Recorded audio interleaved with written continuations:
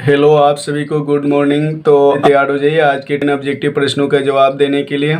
आज का विषय है सामाजिक विज्ञान और सामाजिक विज्ञान से मैं आप सभी के लिए टॉप 10 ऑब्जेक्टिव प्रश्न लेकर आया हूं, जिसमें से प्रत्येक प्रश्न के लिए 4 ऑप्शन होंगे, जिसमें से एक सही होगा।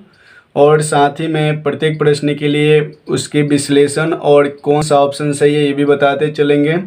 और वीडियो के अंत में मैं एक ऐसा प्रश्न दूंगा जिसमें 4 ऑप्शन दूंगा, लेकिन उसका कौन सा उत्तर सही है ये मैं नहीं बताऊंगा, आप लोग कमेंट करके बताएंगे। और साथ ही ये भी कमेंट करेंगे कि आपने 10 में कितना सही किया है, ठीक है।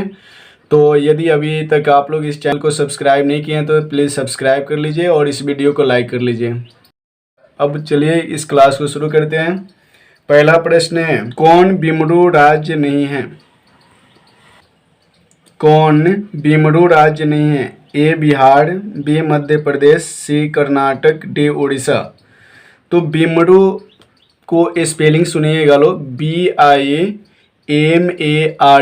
BI से बिहार, M से मध्य प्रदेश, A से असम, R से राजस्थान, U से उड़ीसा। ये 5 राज्य होते हैं ना, ये बिमरू राज्य कहलाते हैं। तो इन चारों ऑप्शन में वो कौन सा ऑप्शन है जो इनमें नहीं आते हैं, यानी ऑप्शन सी कर्नाटक। तो इसका सही जवाब है कर्नाटक। क्या है? बिमरू राज्य नहीं है। अगला प्रश्न, फ्रैंकफर्ट की संधि कब हुई? फ्रैंकफर्ट की संधि कब हुई?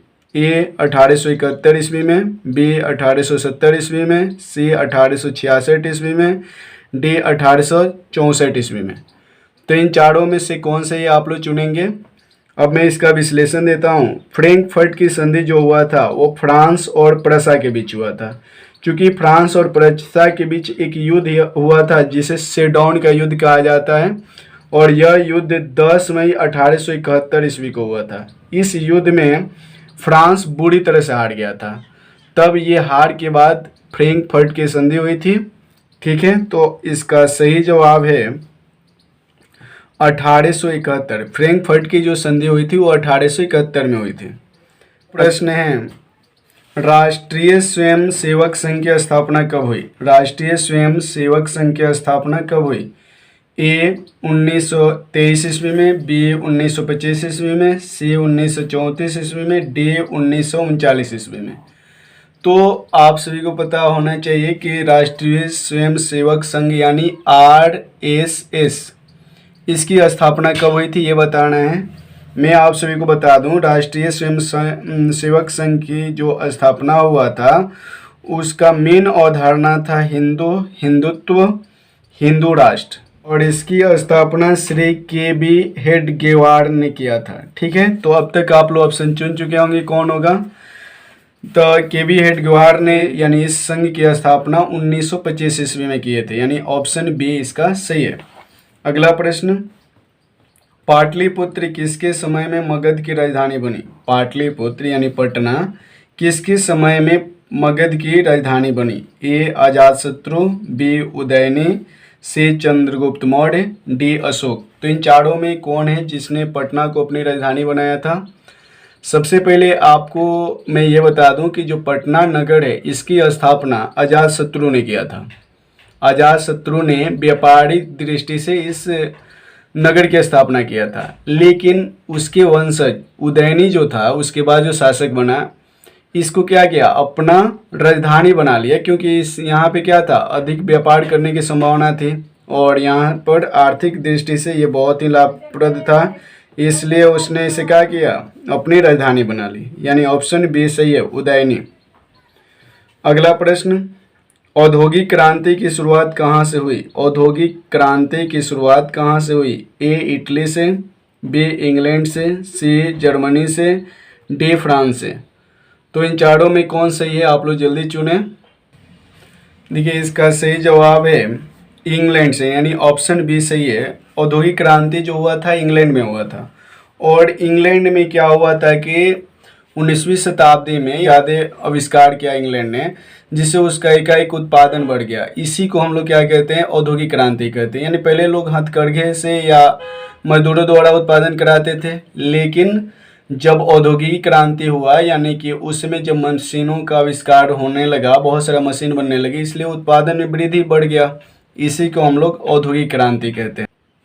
अगला प्रश्न है, रक्त एवं लौह की नीति का अवलंबन किसने किया? रक्त एवं लौह की नीति का अवलंबन किसने किया? ए मेजनी, बी हिटलर, सी बिस्मार्क, डी विलियम। तो इन चारों में आपको जो सही लग रहा है वो चुन लीजिए। देखिए बिस्मार्क जो है इसका सही जवाब है, यानी कि रक्त एवं लौह की नीति का अवलंबन बिस्मार्क ने किया था, यानी ऑप्शन सी सही है। अब बिस्मार्क जो था जर्मन डाइट में प्रसा का प्रतिनिधि था, यानी जर्मन का जो डाइट था यानी प्रतिनिधि सभा था उसमें वो प्रसा का प्रतिनिधित्व करता था और उसी ने रक्त एवं लौह की नीति का अवलंबन किया। ठीक है, अगला प्रश्न है, महात्मा गांधी ने किस पत्र का संपादन किया? महात्मा गांधी ने किस पत्र का संपादन किया? A new spark, B young India, C independent, D the free press journal. तो इन चारों में कौन से ही आप लोग से चुनेंगे? महात्मा गांधी भारत के राष्ट्रपिता कहे जाते हैं और ये भारत को स्वतंत्रता दिलाने में सबसे प्रमुख भूमिका निभाए थे। इन्होंने सत्य एवं अहिंसा की नीति को अपनाया था, यानी बिना झगड़ा बिना लड़ाई को ही वो भारत को स्वतंत्र करने में अहम भूमिका निभाए थे। ठीक है, तो इस प्रश्न का सही जवाब है यंग इंडिया, यानी महात्मा गांधी ने जिस पत्रिका का संपादन किया था उसका नाम है यंग इंडिया। अगला प्रश्न, निम्नलिखित में किस प्रांत में सीढ़ीदार खेती की जाती है? सीढ़ीदार यानी सीढ़ी नुमा, आप लोग सीढ़ी देखते हैं ना, उस तरह की खेती कहाँ की जाती है? ए हरियाणा में, बी पंजाब, सी उत्तरांचल, डी उत्तर प्रदेश। तो इन चारों में आप लोग को जो सही लग रहा है उसे चुन लीजिए। अब देखिए सीढ़ी नुमा खेती का मतलब होता है कि जहाँ पे भूमि समतल ना हो, ऊंचे हो नीचे हो, माने समतल भूमि ना हो, तो ये तो पहाड़ी इलाकों में ही संभव है। तो इस तरह से पहाड़ी इलाके कहाँ मिलेंगे? उत्तरांचल में, यानी कि ऑप्शन सी सही है। ऑप्शन सी यानी कि सीढ़ी नुमा खेती उत्तरांचल में होती है। अगला प्रश्न, सीमेंट उद्योग का सबसे प्रमुख कच्चा माल क्या है? सीमेंट उद्योग का सबसे प्रमुख कच्चा माल क्या है? ए चूना पत्थर, बी बॉक्साइट, सी ग्रेनाइट, डी लोहा। तो सीमेंट जो बनता है उसमें सबसे कच्चा माल प्रमुख कौन है, ये आप लोग को बताना है इन चारों में से। तो इसका ऑप्शन ए सही है, चूना पत्थर, क्योंकि आप सभी को पता होना चाहिए कि जो पत्थर होते हैं ना उसको पीस कर मशीनों द्वारा उसी से सीमेंट को तैयार किया जाता है। तो सीमेंट के लिए कच्चा माल क्या होगा? चूना पत्थर, यानी ऑप्शन ए सही है। अगला प्रश्न, उपभोक्ता अधिकार दिवस कब मनाया जाता है? उपभोक्ता अधिकार दिवस कब मनाया जाता है? ए 17 मार्च, बी 15 मार्च, सी 19 अप्रैल, डी 20 अप्रैल। तो इन चारों में आपको कौन सही लग रहा है वो आप लोग चुन लीजिए। अब मैं उपभोक्ता के बारे में बता दूं। उपभोक्ता का मतलब होता है कि जो उत्पादित वस्तुओं का प्रयोग करते हैं उसे उपभोक्ता कहते हैं। अब उपभोक्ता दिवस मनाने का तात्पर्य है, सबसे पहले इसका आंसर जान लेते हैं। उपभोक्ता दिवस 15 मार्च को मनाया जाता है। ठीक है, ऑप्शन बी इसका सही है। उपभोक्ता दिवस मनाने का तात्पर्य है कि कई बार ऐसे होता है कि दुकानदार या कोई फैक्ट्री या जो वस्तुओं का उत्पादन करते हैं वो ग्राहकों को ठग लेते हैं, यानी कि खराब वस्तु अधिक मूल्य में बेच देते हैं। इससे बचने के लिए सरकार ने कुछ कानून भी बनाए हैं और इस दिवस पे लोगों को जागरूक किया जाता है कि जो भी आप वस्तु खरीदते हैं अगर उसमें ठगे जाते हैं तो सरकार के विभिन्न नियमों से अपने अधिकार और अपनी हानि का क्लेम कर सकते हैं। ठीक है, तो इस तरह से हम लोगों ने 10 ऑब्जेक्टिव प्रश्न कर लिए हैं। अब हम उस प्रश्न की बात करेंगे जिसका जवाब हम नहीं आप लोग बताएंगे। तो वो प्रश्न है, निम्नलिखित में खरीफ फसल कौन है? निम्नलिखित में खरीफ फसल कौन है? ए गेहूँ, बी सरसों, सी चावल, डी मटर। तो इन चारों में कौन सही है आप लोग उसे चुनेंगे। मैं इस प्रश्न का विश्लेषण आप सभी को दे दूं कि फसल 3 तरह के होते हैं। खरीफ होता है, एक रबी होता है, एक जायद होता है।